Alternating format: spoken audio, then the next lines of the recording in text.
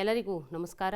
ಚಂದನ ವಾಹಿನಿಯನ್ನು ವೀಕ್ಷಿಸುತ್ತಿರುವ ಎಲ್ಲ ಮಕ್ಕಳಿಗೂ ಸ್ವಾಗತವನ್ನು ಕೋರುತ್ತಾ 9ನೇ ತರಗತಿ ಭೂಗೋಳ ಅಧ್ಯಯನ ವಿಭಾಗದ 8ನೇ ಅಧ್ಯಾಯ ಕರ್ನಾಟಕದ ಕೈಗಾರಿಕೆಗಳು ಪಾಠಕ್ಕೆ ನಿಮಗೆಲ್ಲರಿಗೂ ಸ್ವಾಗತವನ್ನು ಕೋರುತ್ತೇನೆ. ಈ ದಿನ ನಾವೆಲ್ಲರೂ ಕೂಡ ಅದನ್ನು ಅಧ್ಯಯನ ಮಾಡೋಣ ಮಕ್ಕಳೇ.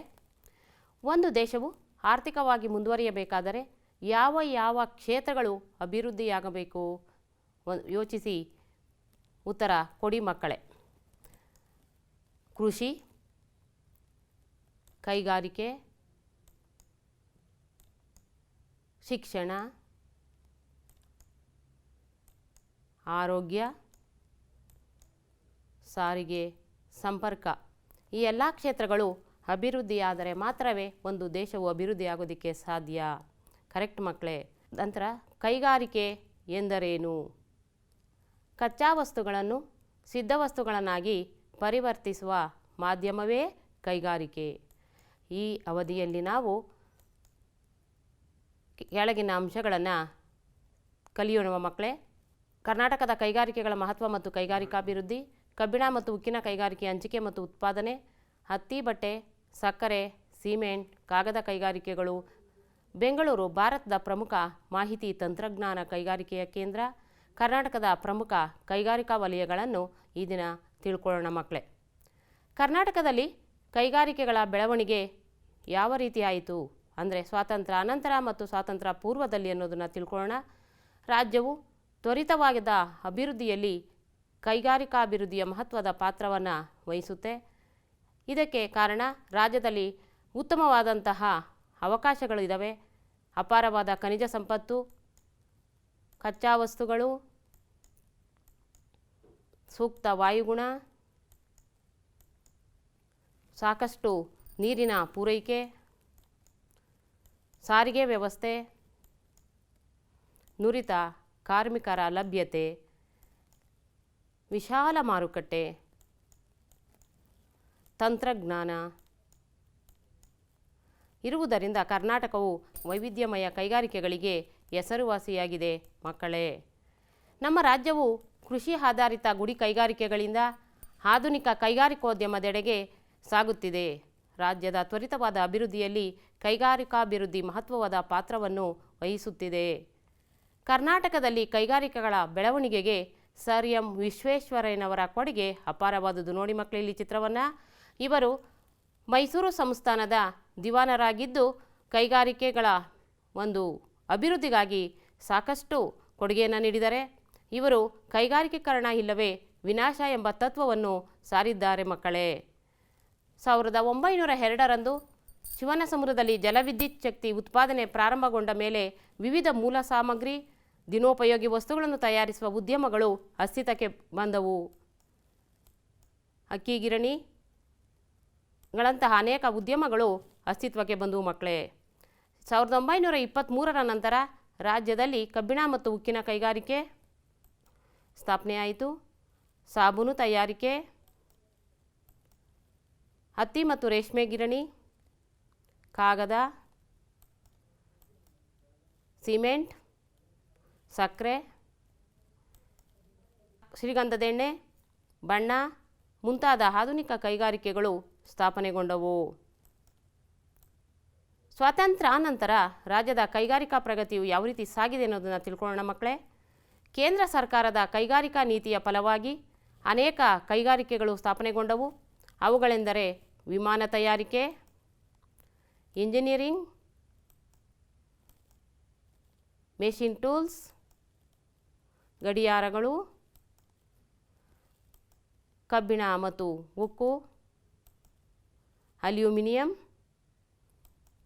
ಮಾಹಿತಿ ತಂತ್ರಜ್ಞಾನ, ವಿದ್ಯುನ್ಮಾನ, ಜೈವಿಕ ತಂತ್ರಜ್ಞಾನ ಉದ್ಯಮ ಇತ್ಯಾದಿ ಕೈಗಾರಿಕೆಗಳು ಸಾಕಷ್ಟು ಪ್ರಗತಿಯನ್ನು ಹೊಂದಿದವು ಮಕ್ಕಳೇ.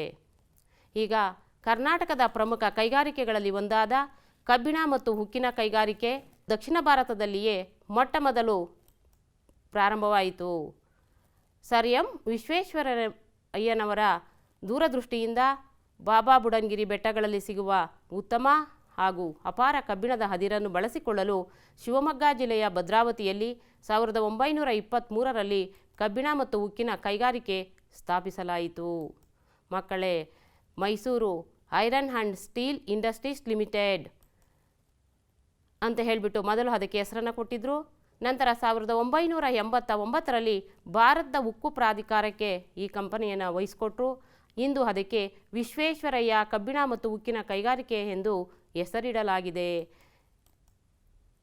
ಈ ಒಂದು ಕೈಗಾರಿಕೆಗೆ ಕೆಮ್ಮಣ್ಣುಗುಂಡಿಯಿಂದ ಕಬ್ಬಿಣದ ಹದಿರು, ಬಂಡಿಗುಡ್ಡದಿಂದ ಸುಣ್ಣ, ಭದ್ರಾ ನದಿಯಿಂದ ನೀರು ಹಾಗೂ ಸಂಡೂರಿನಿಂದ ಮ್ಯಾಂಗನೀಸನ್ನು, ಶರಾವತಿ ಜಲವಿದ್ಯುತ್ ಶಕ್ತಿ ಕೇಂದ್ರದಿಂದ ವಿದ್ಯುತ್ ಶಕ್ತಿಯನ್ನು ಬಳಸಿಕೊಂಡು ಈ ಒಂದು ಕೈಗಾರಿಕೆ ಇವಾಗಲೂ ಕೂಡ ಉತ್ತಮವಾಗಿ ಕೆಲಸವನ್ನು ನಿರ್ವಹಿಸ್ತಾ ಇದೆ. ಇದು ಸರ್ಕಾರದ ಒಂದು ಉದ್ಯಮವಾಗಿದೆ. ನಂತರ ಖಾಸಗಿ ಉದ್ಯಮವಾದಂತಹ ಜಿಂದಾಲ್ ವಿಜಯನಗರ ಉಕ್ಕು ಲಿಮಿಟೆಡನ್ನು ನಾವು ಇಲ್ಲಿ ನೋಡ್ತಾ ಇದ್ದೀವಿ. ನೋಡಿ ಮಕ್ಕಳೇ, ಇದು ಕಬ್ಬಿಣ ಮತ್ತು ಉಕ್ಕಿನ ಕೈಗಾರಿಕೆ ಬಳ್ಳಾರಿ ಜಿಲ್ಲೆಯ ತೋರಣಗಲ್ನಲ್ಲಿ 2001ರಲ್ಲಿ ಸ್ಥಾಪಿಸಲಾಗಿದೆ. ಅತ್ಯಾಧುನಿಕ ಕ್ಯೂರೆಕ್ಸ್ ತಂತ್ರಜ್ಞಾನವನ್ನು ಉಪಯೋಗಿಸಿಕೊಂಡು ಈ ಒಂದು ಜಿಂದಾಲ್ ವಿಜಯನಗರ ಉಕ್ಕು ಲಿಮಿಟೆಡನ್ನು ಸ್ಥಾಪಿಸಿದರೆ ಇಲ್ಲಿ ಕಬ್ಬಿಣ ಮತ್ತು ಉಕ್ಕನ್ನು ಉತ್ಪಾದನೆಯನ್ನು ಮಾಡ್ತಾ ಇದ್ದಾರೆ ಮಕ್ಕಳೇ. ನಂತರ ಎರಡನೆಯ ಉದ್ಯಮ ಹತ್ತಿ ಬಟ್ಟೆ ಕೈಗಾರಿಕೆ. ಇದು ಕೂಡ ಕೃಷಿ ಆಧಾರಿತ ಕೈಗಾರಿಕೆಯಾಗಿದ್ದು ಆಧುನಿಕ ಕೈಗಾರಿಕೆಗಳಲ್ಲಿ ಒಂದಾದಂತಹ ಕೈಗಾರಿಕೆಯಾಗಿದೆ ಮಕ್ಕಳೇ. ಪುರಾತನ ಕಾಲದಿಂದಲೂ ಕೈಮಗ್ಗಗಳಿಂದ ಬಟ್ಟೆ ನೇಯ್ಗೆ ಕರ್ನಾಟಕದಲ್ಲಿ ರೂಢಿಯಲ್ಲಿತ್ತು. ಈಗಲೂ ಕೈಮಗ್ಗದಿಂದ ಬಟ್ಟೆ ನೇಯುವುದು ರೂಢಿಯಲ್ಲಿದೆ ಮಕ್ಕಳೇ. ಕೃತಕ ನಾರಿನ ಬಟ್ಟೆ, ವಿದೇಶಿ ಹತ್ತಿ ಬಟ್ಟೆಯ ಪೈಪೋಟಿಯ ನಡುವೆಯೂ ಹತ್ತಿ ಬಟ್ಟೆ ಈಗಲೂ ರಾಜ್ಯದಲ್ಲಿ ಅಪಾರವಾದ ಬೇಡಿಕೆಯನ್ನು ಪಡ್ಕೊಂಡಿದೆ ಮಕ್ಕಳೇ. 19ನೆಯ ಶತಮಾನದ ಕೊನೆಯ ಭಾಗದಲ್ಲಿ ಹತ್ತಿಯಿಂದ ಬೀಜ ಬೇರ್ಪಡಿಸುವ ಜಿನ್ನಿಂಗ್ ಗಿರಣಿ, ಹತ್ತಿ ದಾರ ತೆಗೆಯುವ ಸ್ಪಿನ್ನಿಂಗ್ ಗಿರಣಿ ಉತ್ತರ ಕರ್ನಾಟಕದ ಜಿಲ್ಲೆಗಳಲ್ಲಿ ಆರಂಭವಾದವು. ಮೊಟ್ಟ ಮೊದಲು 1884ರಲ್ಲಿ MSK ಗಿರಣಿ ಕಲಬುರಗಿಯಲ್ಲಿ ಸ್ಥಾಪನೆಯಾಯಿತು. ಅದು ಮೊದಲು ಗುಲ್ಬರ್ಗ ಅಂತ ಹೇಳಿಬಿಟ್ಟು ಕರಿತಾ ಇದ್ವಿ. ನಂತರ ಹುಬ್ಬಳ್ಳಿಯಲ್ಲಿ ಹತ್ತಿ ಬಟ್ಟೆ ಕೈಗಾರಿಕೆಗಳು ಪ್ರಾರಂಭವಾದವು. 1900ರ ನಂತರ ದೊಡ್ಡ ಹತ್ತಿ ಬಟ್ಟೆ ಗಿರಣಿಗಳು, ದೊಡ್ಡ ದೊಡ್ಡ ಹತ್ತಿ ಬಟ್ಟೆ ಕಾರ್ಖಾನೆಗಳು ಸ್ಥಾಪನೆಯಾದವು. ಅವುಗಳಲ್ಲಿ ಬೆಂಗಳೂರಿನ ಬಿನ್ನಿ ಮಿಲ್, ಮಿನರ್ವಾ ಮಿಲ್, ಮೈಸೂರಿನ KR ಮಿಲ್, ದಾವಣಗೆರೆಯ ಕಾಟನ್ ಮಿಲ್ ಮುಂತಾದವು ಸ್ವಾತಂತ್ರ್ಯ ಪೂರ್ವದಲ್ಲಿಯೇ ಸ್ಥಾಪನೆಯಾಗಿದ್ದವು ಮಕ್ಕಳೇ. ಆನಂತರ ಹತ್ತಿ ಬೆಳೆಯುವ ಕರ್ನಾಟಕದ ಉತ್ತರದ ಬಯಲು ಪ್ರದೇಶದಲ್ಲಿ ಅಭಿವೃದ್ಧಿಗೊಂಡವು. ದಾವಣಗೆರೆಯು ರಾಜ್ಯದ ಅತಿ ಮುಖ್ಯ ಹತ್ತಿ ಬಟ್ಟೆ ಕೈಗಾರಿಕಾ ಕೇಂದ್ರವಾಯಿತು. ಈ ದಾವಣಗೆರೆಯನ್ನು ಕರ್ನಾಟಕದ ಮ್ಯಾಂಚೆಸ್ಟರ್ ಎಂದು ಕರೆಯುತ್ತೇವೆ. ಕರ್ನಾಟಕದ ಮ್ಯಾಂಚೆಸ್ಟರ್ ಅಂತ ಯಾಕೆ ಕರಿತೀವಿ ದಾವಣಗೆರೆಯನ್ನು ಮಕ್ಕಳೇ? ಮ್ಯಾಂಚೆಸ್ಟರ್ ಎಂಬ ಒಂದು ಊರು ಇಂಗ್ಲೆಂಡಿನಲ್ಲಿ ಇದ್ದು ಅಲ್ಲಿ ಅತಿ ಹೆಚ್ಚು ಹತ್ತಿ ಬಟ್ಟೆ ಕೈಗಾರಿಕೆಗಳಿದ್ದಾವೆ. ಅದೇ ರೀತಿಯಲ್ಲಿ ದಾವಣಗೆರೆಯಲ್ಲಿಯೂ ಕೂಡ ಅತಿ ಹೆಚ್ಚು ಹತ್ತಿ ಬಟ್ಟೆ ಕೈಗಾರಿಕೆಗಳು ಇರೋದರಿಂದ ಇದಕ್ಕೆ ಕರ್ನಾಟಕದ ಮ್ಯಾಂಚೆಸ್ಟರ್ ಎಂದು ಕರೆಯುತ್ತೇವೆ ಮಕ್ಕಳೇ. ಪ್ರಸ್ತುತ ರಾಜ್ಯದಲ್ಲಿ 44 ಹತ್ತಿ ಬಟ್ಟೆ ಗಿರಣಿಗಳಿದ್ದಾವೆ. ವಾರ್ಷಿಕ ಸರಾಸರಿ 5.1 ದಶಲಕ್ಷ ಮೀಟರ್ ಹತ್ತಿ ಬಟ್ಟೆಯನ್ನು ಉತ್ಪಾದನೆ ಮಾಡ್ತಾ ಇದ್ದೇವೆ ಮಕ್ಕಳೇ. ಇತ್ತೀಚೆಗೆ ಕೆಲವು ಹತ್ತಿ ಗಿರಣಿಗಳು ಮುಚ್ಚಲ್ಪಟ್ಟಿದ್ದಾವೆ. ಯೋಚಿಸಿ ಮಕ್ಕಳೇ, ಯಾಕೆ ಇಷ್ಟೆಲ್ಲ ಪ್ರಗತಿಯನ್ನು ಹೊಂದಿರತಕ್ಕಂಥ ಹತ್ತಿ ಬಟ್ಟೆ ಗಿರಣಿಗಳು ಯಾಕೆ ಮುಚ್ಚಲ್ಪಟ್ಟವು? ಯೋಚಿಸಿ ಉತ್ತರ ನೀಡಿ ಮಕ್ಕಳೇ. ಕರೆಕ್ಟ್, ಸರಿಯಾದ ಉತ್ತರವನ್ನೇ ಕೊಟ್ರಿ ಮಕ್ಕಳೇ. ಕಚ್ಚಾ ಹತ್ತಿಯ ಕೊರತೆ, ಹಳೆಯ ಯಂತ್ರಗಳು, ವಿದ್ಯುತ್ ಶಕ್ತಿಯ ಕೊರತೆ, ಹೆಚ್ಚುತ್ತಿರುವ ಉತ್ಪಾದನಾ ವೆಚ್ಚ, ಕೃತಕ ನಾರಿನ ಬಟ್ಟೆಯ ಪೈಪೋಟಿ ಇವೆಲ್ಲ ಕಾರಣಗಳಿಂದ ಇವತ್ತು ಸಾಕಷ್ಟು ಹತ್ತಿ ಬಟ್ಟೆ ಗಿರಣಿಗಳು ಮುಚ್ಚಿದವೆ. ಆದರೆ ಕೇಂದ್ರ ಸರ್ಕಾರವು 2008-13ರ ಒಂದು ಅವಧಿಯಲ್ಲಿ ಸುವರ್ಣ ಜವಳಿ ನೀತಿಯನ್ನು ಜಾರಿಗೆ ತಂದಿತು. ಈ ಸುವರ್ಣ ಜವಳಿ ನೀತಿಯ ಫಲವಾಗಿ ಇಂದು 11 ಜಿಲ್ಲೆಗಳಲ್ಲಿ ಸಿದ್ಧ ಉಡುಪಿನ ಪಾರ್ಕನ್ನು ತೆಗೆದಿದ್ದಾರೆ ಮಕ್ಕಳೇ. ಸಿದ್ಧ ಉಡುಪಿನ ಪಾರ್ಕ್ ತೆಗೆದಿರುವ ಉದ್ದೇಶ ಏನಂದರೆ ಉತ್ಪಾದನೆಯನ್ನು ವಿದೇಶಗಳಿಗೆ ರಫ್ತು ಮಾಡುವುದು. ಅಂದರೆ ಹೆಚ್ಚು ಹೆಚ್ಚು ಸಿದ್ಧ ಉಡುಪುಗಳನ್ನು ತಯಾರಿಸಿ ಅದನ್ನು ರಫ್ತು ಮಾಡುವ ಮೂಲಕ ವಿದೇಶಿ ವಿನಿಮಯ ಗಳಿಕೆಯನ್ನು ಮಾಡ್ತಕ್ಕಂಥ ಉದ್ದೇಶವನ್ನು ಸರ್ಕಾರ ಹೊಂದಿದೆ ಮಕ್ಕಳೇ. ಬಟ್ಟೆ ರಫ್ತಿನಲ್ಲಿ ಕರ್ನಾಟಕ ಇಂದು ದೇಶದಲ್ಲೇ 2ನೆಯ ಸ್ಥಾನದಲ್ಲಿದೆ. ನೋಡಿ, ಈ ಜವಳಿ ಪಾರ್ಕ್ಗಳು ದೊಡ್ಡಬಳ್ಳಾಪುರ, ಆನೇಕಲ್, ಬೆಳಗಾವಿ, ಮೈಸೂರು ಮತ್ತು ರಾಮನಗರಗಳಲ್ಲಿ ಇದ್ದಾವೆ ಮಕ್ಕಳೇ. ನಂತರ ಮತ್ತೊಂದು ಉದ್ಯಮ ಸಕ್ಕರೆ ಕೈಗಾರಿಕೆ. ಇದು ಕೂಡ ಬೃಹತ್ ಪ್ರಮಾಣದ ಉದ್ಯಮವಾಗಿದೆ, ಕೃಷಿ ಆಧಾರಿತ ಕೈಗಾರಿಕೆಯಾಗಿದೆ. ಈ ಸಕ್ಕರೆ ಕೈಗಾರಿಕೆಯನ್ನು ಸ್ಥಾಪಿಸೋದಕ್ಕೆ ಯಾವ ಯಾವ ಅಂಶಗಳು ಪೂರಕವಾಗಿದ್ದಾವೆ, ಅದರ ಸ್ಥಾನೀಕರಣಕ್ಕೆ ಅವಶ್ಯಕವಾಗಿ ಬೇಕಾದಂತಹ ಅಂಶಗಳು ಯಾವುವು ಅಂತ ನೋಡೋಣ ಮಕ್ಕಳೇ. ಕಬ್ಬು ಉತ್ಪಾದನೆ, ಉತ್ತಮ ಹವಾಮಾನ, ವಿದ್ಯುತ್ ಸರಬರಾಜು, ಸ್ಥಳೀಯ ಮಾರುಕಟ್ಟೆ,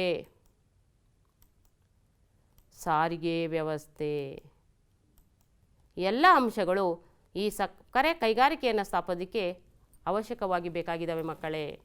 19ನೇ ಶತಮಾನದ ಆದಿಭಾಗದಲ್ಲಿ ಶ್ರೀರಂಗಪಟ್ಟಣದ ಪಾಲಳ್ಳಿ ಅಥವಾ ಅಷ್ಟಗ್ರಾಮ ಮತ್ತು ಚಿಕ್ಕಬಳ್ಳಾಪುರಗಳಲ್ಲಿ ಸಕ್ಕರೆ ತಯಾರಿಸುತ್ತಿದ್ದನ್ನು ಇಂಗ್ಲೆಂಡಿನ ಪ್ರವಾಸಿ ಸರ್ ಫ್ರಾನ್ಸಿಸ್ ಬುಕಾನನ್ ಎನ್ನುವವನು ಉಲ್ಲೇಖಿಸಿದ್ದಾನೆ ಮಕ್ಕಳೇ. ಮತ್ತು ಅವು ಈ ಫ್ಯಾಕ್ಟರಿಲಿ ತಯಾರಿಸಿದಂತಹ ಸಕ್ಕರೆಯನ್ನು 1847ರಲ್ಲಿ ತಯಾರಿಸಿರತಕ್ಕಂಥ ಈ ಉತ್ಪನ್ನವನ್ನು ಲಂಡನ್ನಿನ ವಸ್ತು ಪ್ರದರ್ಶನದಲ್ಲಿ ಭಾಗವಹಿಸಿ ಬಹುಮಾನ ಗಳಿಸಿರ್ತಕ್ಕಂಥದ್ದು ಒಂದು ದಾಖಲೆಯಿಂದ ತಿಳಿದು ಬಂದಿದೆ. ಇದು ನಮ್ಮೆಲ್ಲರಿಗೂ ಕೂಡ ಹೆಮ್ಮೆಯ ವಿಷಯವಾಗಿದೆ ಅಲ್ಲವೇ ಮಕ್ಕಳೇ. ಮೊಟ್ಟ ಮೊದಲ ಆಧುನಿಕ ಸಕ್ಕರೆ ಕೈಗಾರಿಕೆ 1933ರಲ್ಲಿ ಮೈಸೂರು ಸಕ್ಕರೆ ಕಂಪನಿ ಮಂಡ್ಯದಲ್ಲಿ ಪ್ರಾರಂಭವಾಯಿತು. ಅದು 1951ರವರೆಗೂ ಕೂಡ ಇದೊಂದೇ ಸಕ್ಕರೆ ಕಾರ್ಖಾನೆಯನ್ನು ಕೆಲಸವನ್ನು ನಿರ್ವಹಿಸ್ತಾ ಇತ್ತು. ನೋಡಿ ಮಕ್ಕಳೇ, ಇದು ಮೈಸೂರು ಸಕ್ಕರೆ ಕೈಗಾರಿಕೆ. ಈಗ 47 ಸಕ್ಕರೆ ಕಾರ್ಖಾನೆಗಳಿದ್ದಾವೆ. ಸಕ್ಕರೆ ಉತ್ಪಾದನೆಯಲ್ಲಿ ಕರ್ನಾಟಕವು ಭಾರತದಲ್ಲಿಯೇ 3ನೆಯ ಸ್ಥಾನವನ್ನು ಪಡ್ಕೊಂಡಿದೆ ಮಕ್ಕಳೇ. ಈ ಒಂದು ಸಕ್ಕರೆ ಕೈಗಾರಿಕೆಗಳು ಎಲ್ಲೆಲ್ಲಿ ಕೇಂದ್ರೀಕೃತವಾಗಿದ್ದಾವೆ ಅಂತ ನೋಡಿ ಮಕ್ಕಳೇ. ಕಾವೇರಿ ಜಲಾನಯನ ಪ್ರದೇಶ ನೋಡಿ ಮಕ್ಕಳೇ, ಇಲ್ಲಿ ಈ ಒಂದು ಬ್ಲೂ ಕಲರ್ ಬಂದಿರತಕ್ಕಂಥ ಒಂದು ನದಿ ಇದೆಯಲ್ವ, ಕಾವೇರಿ ನದಿ, ಅಲ್ಲಿ ಆ ಜಲಾನಯನ ಪ್ರದೇಶ, ಹಾಗೂ ಕೃಷ್ಣಾ ನದಿಯ ಜಲಾನಯನ ಪ್ರದೇಶ ನೋಡಿ ಸ್ಟಾರ್ ಚಿಹ್ನೆಯಿಂದ ನಾವು ಗುರುತಿಸ್ತಾ ಇದ್ದೀವಿ ಮಕ್ಕಳೇ.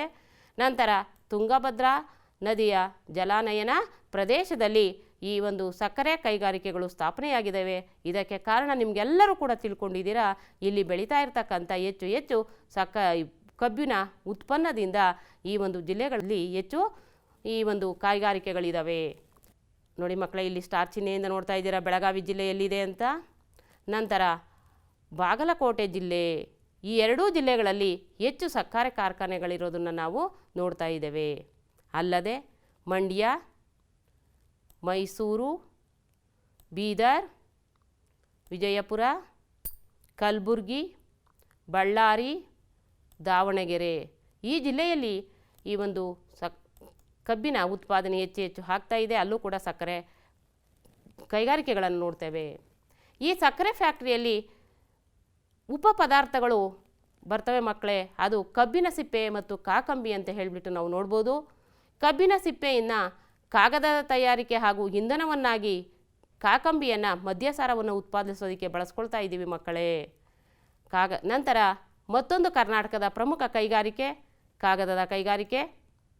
ಈ ಕಾಗದದ ಕೈಗಾರಿಕೆ ಎಷ್ಟು ಉಪಯುಕ್ತವಾಗಿದೆ ಅಂದರೆ ಶಿಕ್ಷಣ ರಂಗ, ಮುದ್ರಣ, ವೃತ್ತಪತ್ರಿಕೆ ಇವೆಲ್ಲ ಕ್ಷೇತ್ರಗಳು ಕೂಡ ಅಭಿವೃದ್ಧಿ ಹೊಂದಿ ಜ್ಞಾನ ಪ್ರಸಾರವನ್ನು ಮಾಡಲಿಕ್ಕೆ ಈ ಕಾಗದದ ಕೈಗಾರಿಕೆ ನಮಗೆ ಪೂರಕವಾಗಿ ಬೇಕೇ ಬೇಕು ಮಕ್ಕಳೇ. ನಂತರ ಸಂಸ್ಕೃತಿಯ ವಿಕಾಸಕ್ಕೆ ಎಲ್ಲ ಅಂಶಗಳಿಗೂ ಕೂಡ ನಮಗೆ ಈ ಕಾಗದ ಪ್ರಮುಖವಾದ ಪಾತ್ರವನ್ನು ವಹಿಸುತ್ತೆ ಮಕ್ಕಳೇ. ಕಾಗದವನ್ನು ತಯಾರಿಸಬೇಕಾದ್ರೆ ಯಾವ ಯಾವ ಪದಾರ್ಥಗಳನ್ನು ಬಳಸ್ತಾರೆ ಮಕ್ಕಳೇ ನೋಡೋಣ, ಯೋಚನೆ ಮಾಡಿ. ಈಗಾಗಲೇ ಸ್ವಲ್ಪ ಗೊತ್ತಾಗಿದೆ ನಿಮಗೆಲ್ಲರಿಗೂ ಕೂಡ.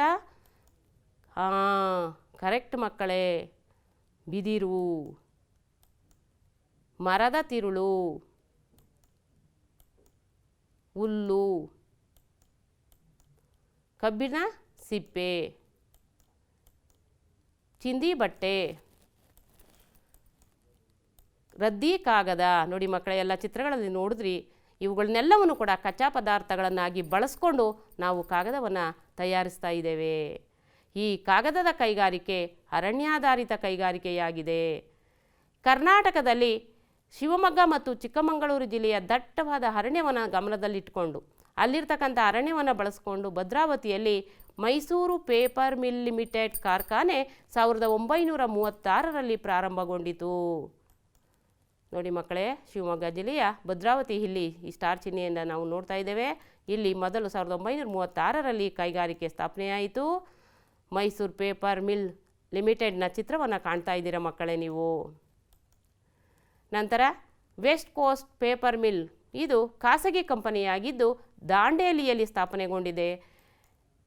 ನಂಜನಗೂಡು, ಕೃಷ್ಣರಾಜನಗರ, ಸತ್ಯಗಾಲ, ಮುಂಡಗೋಡ, ಮುನಿರಾಬಾದ್, ಯಡಿಯೂರು ಮತ್ತು ಬೆಂಗಳೂರಿನಲ್ಲಿ ರಾಜ್ಯದ ಇತರ ಕಾಗದ ತಯಾರಿಕಾ ಘಟಕಗಳನ್ನು ನಾವು ನೋಡ್ತೇವೆ. ಕರ್ನಾಟಕವು ಕಾಗದದ ಉತ್ಪಾದನೆಯಲ್ಲಿ 4ನೆಯ ಸ್ಥಾನದಲ್ಲಿದೆ ಮಕ್ಕಳೇ. ನಂತರ ಮತ್ತೊಂದು ಉದ್ಯಮ ಸಿಮೆಂಟ್ ಕೈಗಾರಿಕೆ. ನೋಡಿ, ಇದು ಸಿಮೆಂಟ್ ಕೈಗಾರಿಕೆಯ ಒಂದು ಫ್ಯಾಕ್ಟರಿಯ ಚಿತ್ರವನ್ನು ನೋಡ್ತಾ ಇದ್ದೀರಾ. ಇವತ್ತು ನಗರೀಕರಣ ಮತ್ತು ಕೈಗಾರಿಕೀಕರಣ ಆಗಬೇಕಾದ್ರೆ ಈ ಸಿಮೆಂಟ್ ಪೂರಕವಾಗಿ ಅವಶ್ಯಕವಾಗಿ ಬೇಕೇ ಬೇಕು. ಈ ಸಿಮೆಂಟ್ನ ಉಪಯೋಗಗಳನ್ನು ಎಲ್ಲೆಲ್ಲಿ ಮಾಡ್ತಾ ಇದ್ದೇವೆ ಮಕ್ಕಳೇ ನೋಡೋಣ ಹೇಳಿ. ಕರೆಕ್ಟ್ ಮಕ್ಕಳೇ, ಮನೆ ಕಟ್ಟಲು, ದೊಡ್ಡ ದೊಡ್ಡ ಅಣೆಕಟ್ಟುಗಳ ನಿರ್ಮಾಣ, ಕಟ್ಟಡಗಳ ನಿರ್ಮಾಣ, ರಸ್ತೆ, ಸೇತುವೆ ಇವುಗಳನ್ನೆಲ್ಲನೂ ಕೂಡ ನಾವು ಮಾಡಬೇಕಾದ್ರೆ ಈ ಸಿಮೆಂಟ್ ಬೇಕೇ ಬೇಕು. ಹಾಗಾದರೆ ಸಿಮೆಂಟ್ ಕೈಗಾರಿಕೆಯ ಸ್ಥಾಪನೆ ಮಾಡಬೇಕಾದ್ರೆ ಯಾವ ಅಂಶಗಳು ಸಹಾಯಕವಾಗಿದ್ದಾವೆ ಹೇಳಿ ಮಕ್ಕಳೇ ನೋಡೋಣ. ಕರೆಕ್ಟ್, ಸುಣ್ಣಕಲ್ಲು, ಜಿಪ್ಸಮ್ ಮತ್ತು ಬಾಕ್ಸೈಟ್, ಕಲ್ಲಿದ್ದಲು, ನೀರು, ಸಾರಿಗೆ, ವಿದ್ಯುತ್ ಶಕ್ತಿ, ಜೇಡಿ ಮಣ್ಣು, ವಿಶಾಲವಾದ ಮಾರುಕಟ್ಟೆ ಇವೆಲ್ಲವೂ ಕೂಡ ಬೇಕು. ಎಲ್ಲ ಅಂಶಗಳು ಕರ್ನಾಟಕದಲ್ಲಿ ಸಿಗುತ್ತೆ. ಆದರೆ ಕಲ್ಲಿದ್ದಲು ಮಾತ್ರ ನಾವು ನೆರೆಯ ರಾಜ್ಯದಿಂದ ತರಿಸ್ಕೊಳ್ತಾ ಇದ್ದೀವಿ ಮಕ್ಕಳೇ. ರಾಜ್ಯದ ಮೊದಲ ಸಿಮೆಂಟ್ ಕಾರ್ಖಾನೆ 1939ರಲ್ಲಿ ಭದ್ರಾವತಿಯಲ್ಲಿ ಸ್ಥಾಪಿಸಲಾಯಿತು. ಆ ನಂತರ ಬಾಗಲಕೋಟೆ, ತುಮಕೂರು ಜಿಲ್ಲೆಯ ಹಮ್ಮಸಂದ್ರದಲ್ಲಿ ಈ ಒಂದು ಕೈಗಾರಿಕೆ ಸ್ಥಾಪನೆಯಾಗಿದೆ ಮಕ್ಕಳೇ. ದೇಶದ ಒಟ್ಟು ಉತ್ಪಾದನೆಯಲ್ಲಿ 8% ಕರ್ನಾಟಕ ಉತ್ಪಾದಿಸ್ತಾ ಇದೆ. ರಾಜ್ಯಕ್ಕೆ ಈಗ ಸುಮಾರು 121 ಲಕ್ಷ ಟನ್ಗಳಷ್ಟು ವಾರ್ಷಿಕ ಸಿಮೆಂಟ್ ಉತ್ಪಾದನೆ ಮಾಡ್ತಕ್ಕಂಥ ಸಾಮರ್ಥ್ಯವನ್ನು ನಾವು ಹೊಂದಿದ್ದೇವೆ ಮಕ್ಕಳೇ. ಈಗ ಪ್ರಮುಖ ಉದ್ಯಮವಾದ ಜ್ಞಾನಾಧಾರಿತ ಕೈಗಾರಿಕೆ ಅಂತ ಕರೀತಾ ಇರತಕ್ಕಂಥ ಮಾಹಿತಿ ತಂತ್ರಜ್ಞಾನ ಉದ್ಯಮಗಳ ಬಗ್ಗೆ ತಿಳ್ಕೊಳ್ಳೋಣ ಮಕ್ಕಳೇ. ನೋಡಿ ಮಕ್ಕಳೇ, ಕರ್ನಾಟಕವು ಭಾರತದ ಪ್ರಮುಖ ಜ್ಞಾನ ಮತ್ತು ತಾಂತ್ರಿಕತೆಯ ರಾಜ್ಯವಾಗಿದ್ದು ಇಲ್ಲಿ ಮಾಹಿತಿ ತಂತ್ರಜ್ಞಾನ ಉದ್ಯಮಗಳು ಹೆಚ್ಚು ಅಭಿವೃದ್ಧಿಗೊಂಡಿವೆ. ಅನೇಕ ಇಂಜಿನಿಯರಿಂಗ್ ಕಾಲೇಜುಗಳು, ಸಂಶೋಧನಾ ಕೇಂದ್ರಗಳು, ಕಂಪ್ಯೂಟರ್ ಆಧಾರಿತ ತಂತ್ರಜ್ಞಾನದ ಕೋರ್ಸ್ಗಳಿಗೆ ಹೆಚ್ಚು ಒತ್ತು ನೀಡಿರುವುದರಿಂದ ಪರಿಣತಿ ಹೊಂದಿರುವ ಅಪಾರ ಮಾನವ ಶಕ್ತಿಯನ್ನು ಇವತ್ತು ನಾವು ಹೊಂದಿದ್ದೇವೆ. ಇದರಿಂದ ಅನೇಕ ಮಾಹಿತಿ ತಂತ್ರಜ್ಞಾನ ಉದ್ಯಮಗಳು ಇಲ್ಲಿ ಸ್ಥಾಪನೆಯಾಗಿದ್ದಾವೆ. ಅನೇಕ ಸಾಫ್ಟ್ವೇರ್ ಉದ್ಯಮಗಳು ಸ್ಥಾಪನೆಯಾಗಿದ್ದಾವೆ. ಇವತ್ತು ಕರ್ನಾಟಕವು ಭಾರತದಲ್ಲೇ ಮಾಹಿತಿ ತಂತ್ರಜ್ಞಾನ ಕ್ಷೇತ್ರದಲ್ಲಿ ಅತ್ಯುನ್ನತವಾದಂತಹ ಸ್ಥಾನವನ್ನು ಹೊಂದಿದೆ. ಭಾರತದ ಪ್ರಮುಖ ಮಾಹಿತಿ ತಂತ್ರಜ್ಞಾನ ಕೇಂದ್ರ ಅಂತ ಹೇಳ್ಬಿಟ್ಟು ಬೆಂಗಳೂರು ಕರೆಸ್ಕೊಂಡಿದೆ. ಈ ಬೆಂಗಳೂರನ್ನು ಭಾರತದ ಸಿಲಿಕಾನ್ ಕಣಿವೆ ಅಂತ ಹೇಳ್ಬಿಟ್ಟು ಕರಿತೇವೆ. ನೋಡಿ ಮಕ್ಕಳೇ, ಸಾಫ್ಟ್ವೇರ್ ತಂತ್ರಾಂಶ ಅಥವಾ ಕಂಪ್ಯೂಟರ್ ಪ್ರೋಗ್ರಾಮ್ಗಳಿಗೆ ಉಪಯೋಗಿಸುವ ಸಾಮಗ್ರಿಗಳ ಉತ್ಪಾದನೆ ಹಾಗೂ ರಫ್ತು ಮಾಡುವುದರಲ್ಲಿ ಮೊದಲ ಸ್ಥಾನದಲ್ಲಿದೆ ಮಕ್ಕಳೇ. 10 ಪ್ರಮುಖ ಉನ್ನತ ತಂತ್ರಜ್ಞಾನದ ಹೈಟೆಕ್ ನಗರಗಳಲ್ಲಿ ಬೆಂಗಳೂರು ಸಹ ಒಂದಾಗಿದೆ ಮಕ್ಕಳೇ. 1200 IT/BT ಕೈಗಾರಿಕೆಗಳು ಇದ್ದು ಸುಮಾರು 4 ಲಕ್ಷಕ್ಕೂ ಹೆಚ್ಚು ಜನರಿಗೆ ಉದ್ಯೋಗವನ್ನು ಈ ಕಂಪನಿಗಳು ಕಲ್ಪಿಸಿದವೆ. ಇಲ್ಲಿ ಪ್ರಪಂಚದ ಹಲವು ಪ್ರಸಿದ್ಧ ಕಂಪನಿಗಳು ತಮ್ಮ ಶಾಖೆಗಳನ್ನು ಸ್ಥಾಪಿಸಿದವೆ. ಇದಕ್ಕೆ ಕಾರಣ ಉತ್ತಮ ಹವಾಮಾನ, ವಿದ್ಯುತ್ ಪೂರೈಕೆ, ತಾಂತ್ರಿಕ ಪರಿಣತರು, ಆರ್ಥಿಕ ನೆರವು, ವಿಶಾಲವಾದ ಮಾರುಕಟ್ಟೆ ಹಾಗೂ ಮೂಲ ಸೌಕರ್ಯಗಳು ಇರುವುದರಿಂದ ಬೃಹತ್ ಬೆಂಗಳೂರು ಭಾರತದ ಪ್ರತಿಷ್ಠಿತ ಮಾಹಿತಿ ತಂತ್ರಜ್ಞಾನ ಕೇಂದ್ರವಾಗಿ ಹೊರಹೊಮ್ಮಿದೆ ಮಕ್ಕಳೇ. ಬೆಂಗಳೂರಿನಲ್ಲಿರ್ತಕ್ಕಂಥ ಪ್ರತಿಷ್ಠಿತ ಕಂಪನಿಗಳನ್ನು ಹೆಸರಿಸಬಲ್ಲಿರಾ? ಮಕ್ಕಳೇ, ಇನ್ಫೋಸಿಸ್, ವಿಪ್ರೋಗಳಂತಹ ಕಂಪನಿಗಳು. ನೋಡಿ ಮಕ್ಕಳೇ, ಇದು ಇನ್ಫೋಸಿಸ್ನ ಚಿತ್ರ. ನಂತರ ವಿಪ್ರೋ ಚಿತ್ರವನ್ನು ಕೂಡ ನೀವು ನೋಡ್ತಾ ಇದ್ದೀರಾ. ಇಂತಹ ಪ್ರತಿಷ್ಠಿತ ಕಂಪನಿಗಳು ಬೆಂಗಳೂರಿನಲ್ಲಿ ಕೇಂದ್ರೀಕೃತವಾಗಿದ್ದಾವೆ ಮಕ್ಕಳೇ. ಈ ಕಂಪನಿಗಳ ಶಾಖೆಗಳು ರಾಜ್ಯದ ಇತರ ಕೆಲವು ನಗರಗಳ ಕೇಂದ್ರಗಳಲ್ಲಿಯೂ ಕೂಡ ಕಂಡುಬರ್ತಾ ಇದ್ದಾವೆ. ಆ ನಗರಗಳು ಯಾವ್ಯಾವು ಅಂತ ಇವಾಗ ನೋಡೋಣ ಮಕ್ಕಳೇ. ಮೈಸೂರು, ನೋಡಿ ಮಕ್ಕಳೇ, ಸ್ಟಾರ್ ಚಿಹ್ನೆ ತೋರಿಸ್ತಾ ಇದೆ ಮೈಸೂರು ಜಿಲ್ಲೆ ಎಲ್ಲಿದೆ ಅಂತ. ನಂತರ ಹುಬ್ಬಳ್ಳಿ, ನೋಡಿ ಮಕ್ಕಳೇ, ಧಾರವಾಡದ ಹತ್ರ ಬರುತ್ತೆ. ನಂತರ ಕಲಬುರ್ಗಿ ಅಥವಾ ಗುಲ್ಬರ್ಗ, ನಂತರ ಶಿವಮೊಗ್ಗ, ತುಮಕೂರು, ಮಂಗಳೂರು, ನೋಡಿ ದಕ್ಷಿಣ ಕನ್ನಡ ಜಿಲ್ಲೆಯ ನೀವೀಗಾಗಲೇ ನೋಡಿದಿರ, ಇದು ಮಂಗಳೂರು, ಈ ಒಂದು ಜಿಲ್ಲೆಗಳಲ್ಲಿಯೂ ಕೂಡ ಈ ಪ್ರಮುಖ ಕಂಪನಿಗಳು ಇದ್ದಾವೆ ಮಕ್ಕಳೇ. ಕರ್ನಾಟಕದ ಕೈಗಾರಿಕಾ ವಲಯಗಳನ್ನು ಗುರುತಿಸೋಣ ಮಕ್ಕಳೇ. ಕರ್ನಾಟಕದಲ್ಲಿ ಎಷ್ಟು ಕೈಗಾರಿಕಾ ವಲಯಗಳಿದ್ದಾವೆ, ಎಲ್ಲೆಲ್ಲಿ ಇದ್ದಾವೆ ಅಂತ ಈಗ ತಿಳ್ಕೊಳ್ಳುವ ಮಕ್ಕಳೇ. ಮೊದಲನೇದಾಗಿ ಬೆಂಗಳೂರು, ಕೋಲಾರ, ತುಮಕೂರು ಕೈಗಾರಿಕಾ ವಲಯವಿದೆ. ನೋಡಿ ಮಕ್ಕಳೇ, ಬೆಂಗಳೂರು, ಕೋಲಾರ ಮತ್ತು ತುಮಕೂರು ವಲಯದ ಕೈಗಾರಿಕಾ ವಲಯಗಳಲ್ಲಿ ಹೆಚ್ಚು ಕೈಗಾರಿಕೆಗಳನ್ನು ಹೊಂದಿರತಕ್ಕಂಥ ಪ್ರದೇಶವಾಗಿದೆ. ಇದಕ್ಕೆ ಕಾರಣ ಬೆಂಗಳೂರಿನ ಸುತ್ತಮುತ್ತ ಇರತಕ್ಕಂಥ ಮಾರುಕಟ್ಟೆ, ಸಾರಿಗೆ ವ್ಯವಸ್ಥೆ ಮತ್ತು ಕಾರ್ಮಿಕರ ಲಭ್ಯತೆ, ಎಲ್ಲ ಅಂಶಗಳು ಏನು ಕೈಗಾರಿಕೆಗೆ ಸ್ಥಾಪನೆ ಆಗಲಿಕ್ಕೆ ಬೇಕಾಗಿರ್ತಕ್ಕಂಥ ಎಲ್ಲ ಅಂಶಗಳು ಪೂರಕವಾಗಿ ಇಲ್ಲಿರೋದ್ರಿಂದ ಹೆಚ್ಚು ಕೈಗಾರಿಕೆಗಳು ಸ್ಥಾಪನೆಯಾಗಿದ್ದಾವೆ ಮಕ್ಕಳೇ. ನಂತರ ಎರಡನೇದಾಗಿ ಬೆಳಗಾವಿ, ಧಾರವಾಡ ಕೈಗಾರಿಕಾ ವಲಯ. ನಂತರ ದಕ್ಷಿಣ ಕನ್ನಡ, ಉಡುಪಿ ಜಿಲ್ಲಾ ಕೈಗಾರಿಕಾ ವಲಯ. ನಾಲ್ಕನೇದಾಗಿ ಬಳ್ಳಾರಿ, ರಾಯಚೂರು, ಕೊಪ್ಪಳ ಜಿಲ್ಲಾ ಕೈಗಾರಿಕಾ ವಲಯ. ಐದನೇದು ಮೈಸೂರು, ಮಂಡ್ಯ ಕೈಗಾರಿಕಾ ವಲಯ ಅಂತ ಹೇಳಿಬಿಟ್ಟು ಕರ್ನಾಟಕದ ಕೈಗಾರಿಕಾ ವಲಯಗಳನ್ನು ನಾವು 5 ಭಾಗಗಳಾಗಿ ವಿಂಗಡಿಸ್ತಿದ್ದೇವೆ ಮಕ್ಕಳೇ.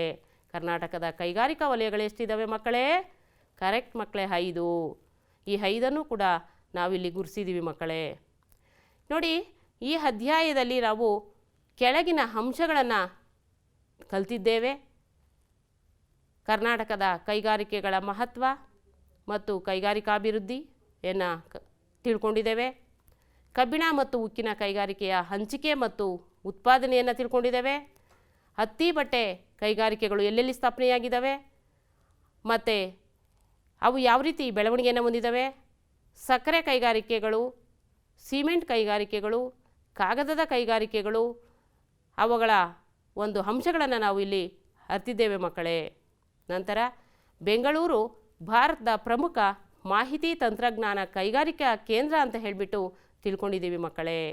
ಈ ಬೆಂಗಳೂರು ಪ್ರಮುಖ ಮಾಹಿತಿ ತಂತ್ರಜ್ಞಾನ ಕೈಗಾರಿಕೆಯ ಕೇಂದ್ರವಾಗಲಿಕ್ಕೆ ಇಲ್ಲಿರ್ತಕ್ಕಂಥ ಸೌಲಭ್ಯಗಳನ್ನು ತಿಳ್ಕೊಂಡಿದ್ದೇವೆ ಮಕ್ಕಳೇ. ಅಲ್ಲದೆ ಕರ್ನಾಟಕದ ಪ್ರಮುಖ ಕೈಗಾರಿಕಾ ವಲಯಗಳನ್ನು ಗುರುತಿಸಿದ್ದೇವೆ ಮಕ್ಕಳೇ. ಹಾಗಾದರೆ ನಾವು ಪುನರ್ಮನಕ್ಕೆ ಹೋಗೋಣ ಮಕ್ಕಳೇ. ಈ ಅಧ್ಯಾಯದಲ್ಲಿ ನಾವು ಏನೆಲ್ಲ ತಿಳ್ಕೊಂಡಿದ್ದೀವಿ ಅನ್ನೋದನ್ನು ಈಗ ತಿಳ್ಕೊಳ್ಳೋಣ ಮಕ್ಕಳೇ. ನೋಡಿ ಮಕ್ಕಳೇ, ಕರೆಕ್ಟಾಗಿ ಯೋಚಿಸಿ ಉತ್ತರವನ್ನು ನೀಡಿ.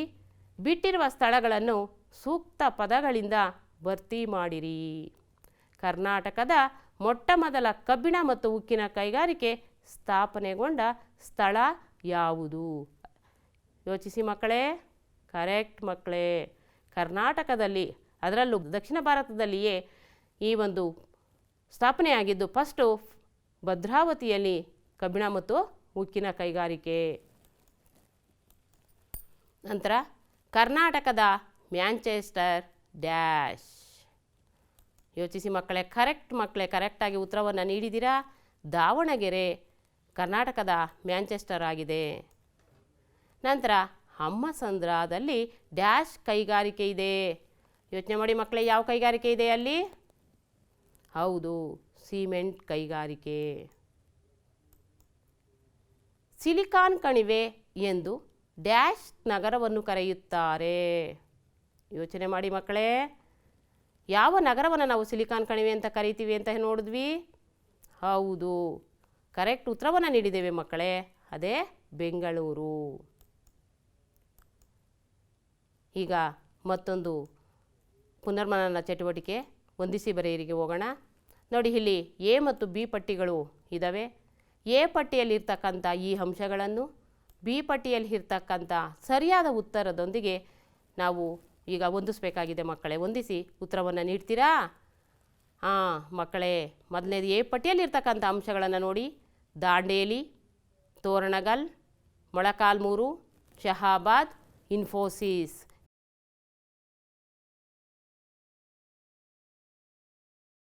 ಈ ಅಂಶಗಳಿಗೆ ಬಿ ಪಟ್ಟಿಯಲ್ಲಿರ್ತಕ್ಕಂಥ ಅಂಶಗಳನ್ನು ಹುಡ್ಕೊಂಡ್ವಾ? ನೋಡಿ ಮಕ್ಕಳೇ, ದಾಂಡೇಲಿ ಇದಕ್ಕೆ ಅಂದರೆ ಯಾವ ಕೈಗಾರಿಕೆ ಇದೆ ದಾಂಡೇಲಿಯಲ್ಲಿ? ಕರೆಕ್ಟ್ ಮಕ್ಕಳೇ, ಕಾಗದ. ನಂತರ ತೋರಣಗಲ್ನಲ್ಲಿರ್ತಕ್ಕಂಥ ಕೈಗಾರಿಕೆ ಯಾವುದು ನೋಡಿ ಮಕ್ಕಳೇ? ಕಬ್ಬಿಣ ಮತ್ತು ಉಕ್ಕು. ಹಾಗೆ ಮೊಳಕಾಲ್ಮೂರು ಹತ್ತಿ ಬಟ್ಟೆ ಕೈಗಾರಿಕೆ. ಶಹಾಬಾದ್ ಸಿಮೆಂಟ್. ಇನ್ಫೋಸಿಸ್ ಕಂಪ್ಯೂಟರ್ ತಂತ್ರಜ್ಞಾನದಿಂದ ಮುಂದುವರೆದಿರ್ತಕ್ಕಂಥ ಮಾಹಿತಿ ತಂತ್ರಜ್ಞಾನ ಕೈಗಾರಿಕೆಯನ್ನು ಆಗಿದೆ. ಹೌದಲ್ವ ಮಕ್ಕಳೇ? ಇದನ್ನೆಲ್ಲ ನೀವು ನೋಟ್ ಪುಸ್ತಕದಲ್ಲಿ ಬರ್ಕೊಂಡಿದ್ದೀರಲ್ವ ಮಕ್ಕಳೇ? ಕೆಳಗಿನ ಪ್ರಶ್ನೆಗಳಿಗೆ ಉತ್ತರ ಬರೆಯಿರಿ. ಕರ್ನಾಟಕದಲ್ಲಿ ಕೈಗಾರಿಕೆಗಳ ಬೆಳವಣಿಗೆಯನ್ನು ಕುರಿತು ಬರೆಯಿರಿ. ಕರ್ನಾಟಕದಲ್ಲಿನ ಕಬ್ಬಿಣ ಮತ್ತು ಉಕ್ಕಿನ ಕೈಗಾರಿಕೆಯನ್ನು ಕುರಿತು ವಿವರಿಸಿ. ಬರ್ಕೋತಾ ಇದ್ದೀರಲ್ವ ಮಕ್ಕಳೇ? ಹತ್ತಿ ಬಟ್ಟೆ ಕೈಗಾರಿಕೆಯ ಹಂಚಿಕೆಯನ್ನು ತಿಳಿಸಿ. ಸಕ್ಕರೆ ಕೈಗಾರಿಕೆಯನ್ನು ಸ್ಥಾಪಿಸಲು ಬೇಕಾಗುವ ಅಂಶಗಳನ್ನು ತಿಳಿಸಿ. ಬೆಂಗಳೂರಿನಲ್ಲಿ ಮಾಹಿತಿ ತಂತ್ರಜ್ಞಾನ ಕೈಗಾರಿಕೆಗಳು ಕೇಂದ್ರೀಕೃತವಾಗಲು ಕಾರಣವನ್ನು ತಿಳಿಸಿ.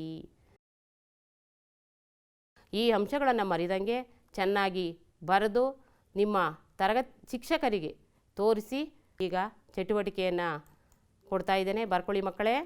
ಕರ್ನಾಟಕದ ರೇಖಾನಕ್ಷೆಯನ್ನು ರಚಿಸಿ.